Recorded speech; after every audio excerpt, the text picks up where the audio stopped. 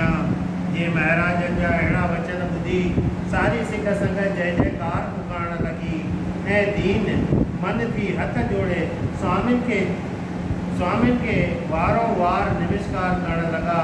जैन जी साहिब ने परलोक पधारण जी तैयारी कई हुई। सो ॾींहुं पडरे जो पूरनमासीअ जो आख़िर साहिबनि पछाड़ीअ में सभिनी खे ही हुकुम ॾिनो त हाणे उथी तयारी करियो, विमाण पिणु ठाहियो ऐं ॿियो सभु कमु पिणु जल्दाईअ सां करियो।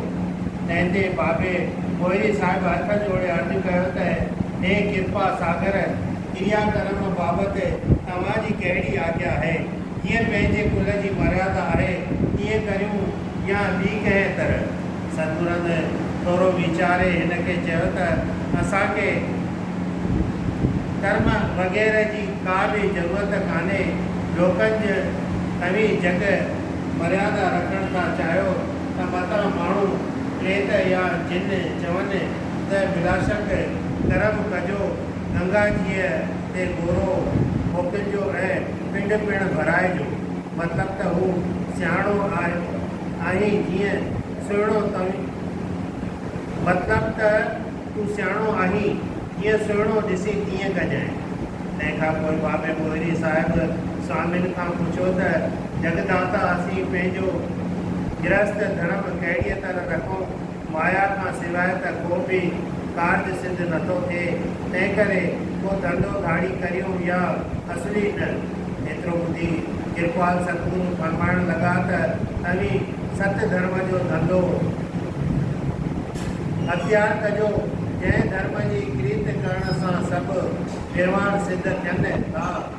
पर जेकॾहिं तव्हां जे कुल में को संकट अची पवे त मूंखे यादि कजो त तव्हांजा सभु दुख दूर थी वेंदा। धर्म किरत जी अमी ॿी का काम धर्म कीर्त जी अमी ॿी का मना न कढिजो, पर धर्म कीरत आहे हरीअ जो सिमरन करण ऐं संदसि भक्तीअ जा देव बजाइण आणण। उन्हीअ खे बि तो धर्म कमाइण कोठिजे। बिना हरीअ भगत करण जे ॿिया जेके कार्य आहिनि से सभु अधर्म थी वञनि था। तंहिं करे असांजो सभु कंहिंखे ई उपदेश आहे त हरीअ जो सिमरन कंदा रहिजो त तव्हांजा सभु कलेश नाश थी वेंदा। तंहिंखां पोइ स्वामिनि सभिनी नव कृपा दृष्टिअ सां निहारे भाउरनि मिटनि माइटनि सिखनि सेवकनि खे चयो त असांजे लाइ को बि शोक न करे, हर को ख़ुशि थी हरीअ जा गुण ॻाए ऐं कथा कीर्तन ॿुधे ऐं ॿुधाए। एतिरो चई साहिबनि हुकुम ॾिनो त हाणे लेपो लॻायो, जंहिं ते हिकदमि लेपो ॾिनो वियो ऐं जंहिंजे मथां गुलाब ऐं चंदन आदिक सुगंधियूं छटियूं वयूं ऐं तरह तरह क़िस्मनि जा गुलनि जूं मालाऊं पहिरें श्री गुरु अमरदास साहिबु पुछा ड्रमनि जे आसन ते विराजमान थिया ऐं आख़िर में सभिनी ॾांहुं घणी प्रीत सां निहारे चादर पंहिंजे मुंहं ते विधाऊं ऐं हिकदमि परलोक पधारिया। उन वक़्तु आकाश में जो निजारो थी वियो तंहिंजो बयानु करण खां ॿाहिरि आहे। सूरज देवता पंहिंजो तेज हिकदमि घटाए छॾियो ऐं थधी हवा लॻणु शुरू थी वई ऐं केतिरा देवी देवताऊं विमान में चढ़ी आकाश खां हेठि लही आया। ब्रह्मा शिव ऐं इंद्र, सूरज, चंद्र, गंधर्व अथवा सभई ईश्वर दृष्टिअ खां मथे बि जय जयकार पुकारण लॻा। सुर्गलोक जूं अप्सराऊं पिणु बाबो बावन में ॾेई पृथ्वीअ खां मथे मंगल उचार कंदियूं रहियूं।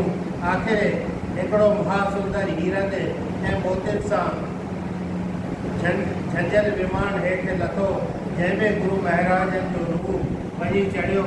इन्हीअ ते सारी बीठल ख़ल्क अथवा आकाश में बीठल देवताउनि जे वार्ता धन गुरु अमरदास श्री गुरु अमरदास साहिब जी जय जा आवाज़ अचणु लॻा। अहिड़ो त गोड़ ऐं शोर मची वियो ॼण आकाश थो फाटे। उन वक़्तु जे दर्शन करे सभई ॾाढा सराहा थिया। आख़िर उहो विमान देवताउनि खणी मथे कयो ऐं जय जयकार पुकारे गुरुजन जो विमान विच में ऐं पासे खां ॿियनि देवताउनि या विमान हलण लॻा ऐं भॼन भाव कंदा अची वैकुंठ में पहुता। ये जल में जल मिली हिकु थी वेंदो आहे, कीअं धर्म ज्योत सां मिली हिकु थी विया ऐं पृथ्वीअ जे रहल देह खे गोविंदवाल जे स्त्रियुनि ऐं पुरुषनि मथे टेके पे दर्शन कया ऐं धन गुरु पुकारियो। बोल गुरु अमरदास।